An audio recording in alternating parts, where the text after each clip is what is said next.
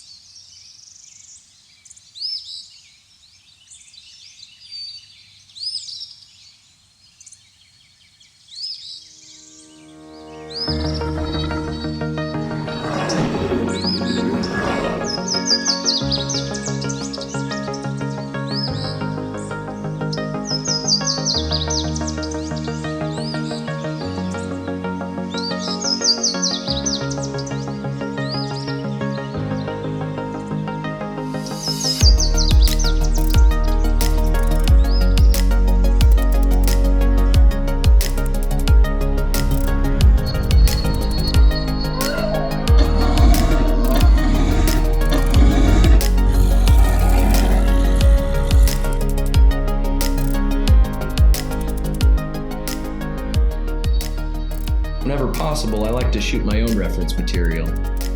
But since we don't have any flesh and blood dinosaurs willing to sit for us, we'll have to use the next best thing. Their bones. As you can see, I've got some illustrations here of our dino's skeleton, which I'll be referencing as I go. First, practice mirroring the overall lines and shapes lightly with a pencil, like so. I'm careful to keep the lines flowing, similar to a gesture drawing while starting out. I'm also wanting to communicate movement and speed right off the bat, so I use mostly horizontal strokes. We'll outline a rough copy of the skeleton bone reference, but simultaneously begin to flesh out musculature as well. Even though Michael Crichton reappropriated the term from eagles, hawks, falcons, and owls and handed it off to his children chasing movie monsters, when I say raptor, I'm not only referring to the infamous Velociraptor. Discovered in Mongolia in the 1920s, Velociraptor was a small predator, about waist high. Indeed, when the big screen adaptation of Jurassic Park was released in 1993, there were only two types of raptor big enough to be the dinosaurs that stalked the humans inside the park's command center: the Deinonychus and the Utah Raptor. Velociraptor comes from the Latin velox, meaning swift, and raptor meaning robber or plunderer. The fossils of these speedy thieves have been found in the Gobi Desert, which covers southern Mongolia and parts of northern China. And indeed, they only ever reached around 40 pounds maximum and 6 feet from nose to tail. In contrast, an adult Deinonychus, meaning terrible claw, reached up to 220 pounds, size of the common ostrich. And the Utah Raptor, meaning Utah's predator, the biggest raptor ever to walk the earth, measured upwards of 23 feet and over 1,100 pounds. But beyond the size discrepancy, the biggest beef most paleontologists have with Jurassic Park's waist-high Velociraptor is its lack of feathers. So do we add feathers or not? Maybe these guys can help us. And that's right, you're never too old to play with toys.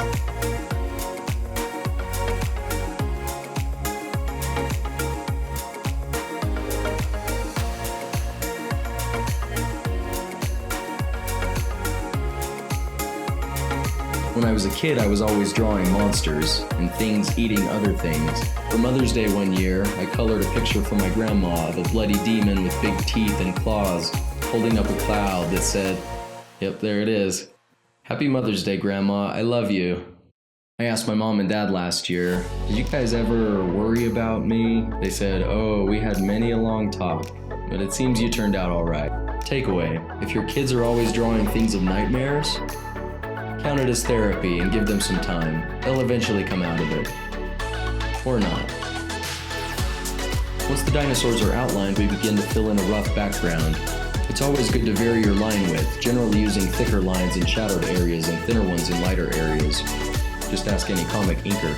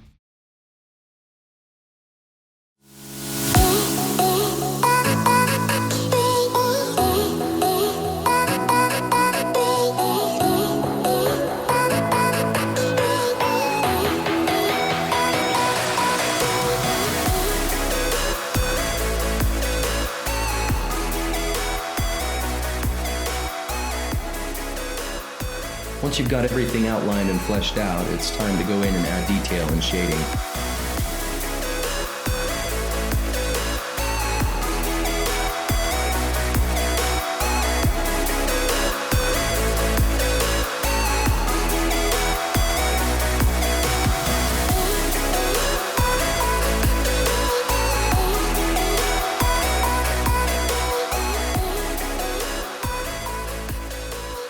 I should also mention I like to work small with lots of detail, so I generally use a standard mechanical pencil with 0.5 lead on Strathmore smooth Bristol paper, as opposed to the coarser vellum finish.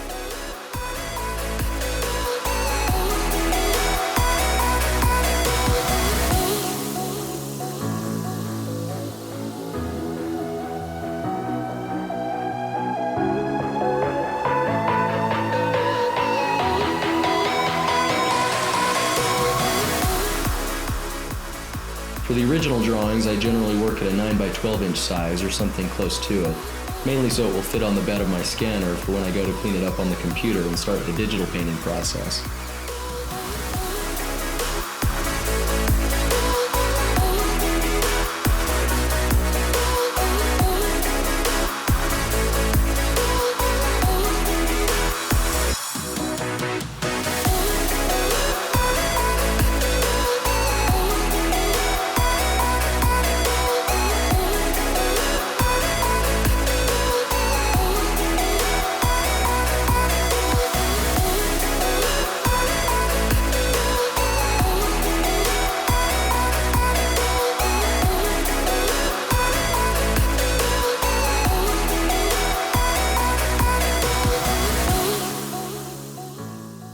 By way of disclaimer, everyone creates artwork in their own unique style. I don't want you to think that you have to draw exactly like me. On the contrary, the differences in artistic expression from artist to artist are what make drawings and paintings valuable to others. I'm merely attempting to give you direction and ideas on how you might proceed down your own path. Hopefully it's somewhat inspirational when we're all through. But again, just to be clear, I don't want you to draw my raptor, I want you to draw your raptor.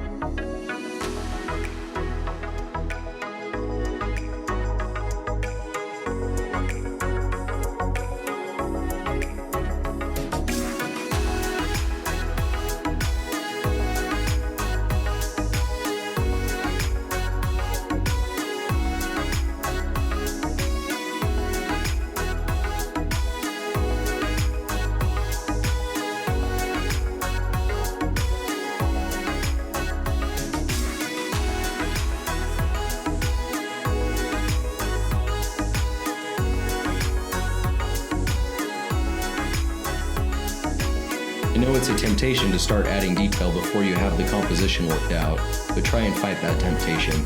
Last thing you want is a beautifully drawn head in the wrong place, or figure out that you don't have room for the feet only after it's too late. Speaking of which, as you can see, I've got a slight tangent here with the tail near the edge of the page. A tangent is a line, curve, or surface touching but not intersecting another, and it's uncomfortable to look at. Since I'm already pretty far along and haven't lost the tail completely off the edge, I'll just expand my canvas digitally in post.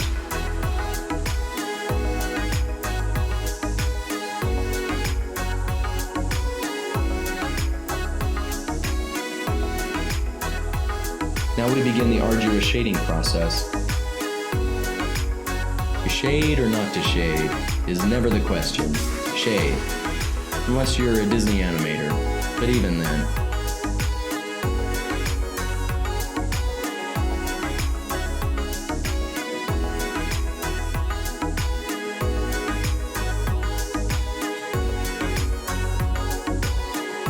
Coloration or skin patterns on the animal, I look at examples from certain snakes, frogs, lizards, and birds. The natural world contains no shortage of inspiration.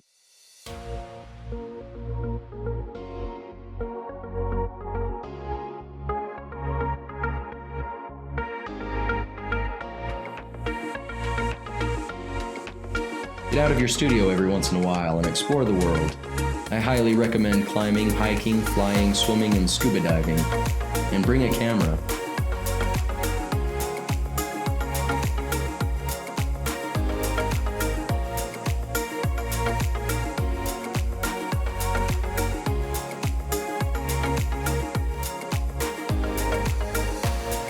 I'm not quite sure what this guy is chasing. I'll leave that to your imagination. Perhaps a prehistoric rodent, lizard, or bird. I initially intended to show him chasing an oviraptor or egg thief, as their fossils have also been discovered in what is now Mongolia, and they also lived in the late Cretaceous period, though the full-grown animals were slightly bigger than Velociraptor. No doubt a pack of the smaller hunters could have headed off, flanked, and brought one down, but I decided to keep these first few videos simple and relatively short. 2 dinosaurs takes twice as long.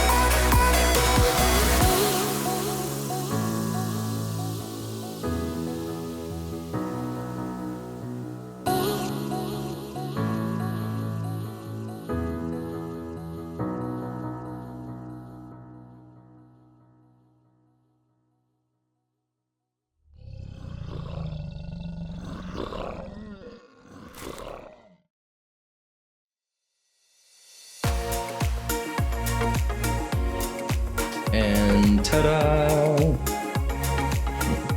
Perhaps in a future video I'll show you how to color this on the computer, because that's a whole different animal. No pun intended. Until next time, dino lovers, keep practicing, and so will I. Thanks for drawing it with me.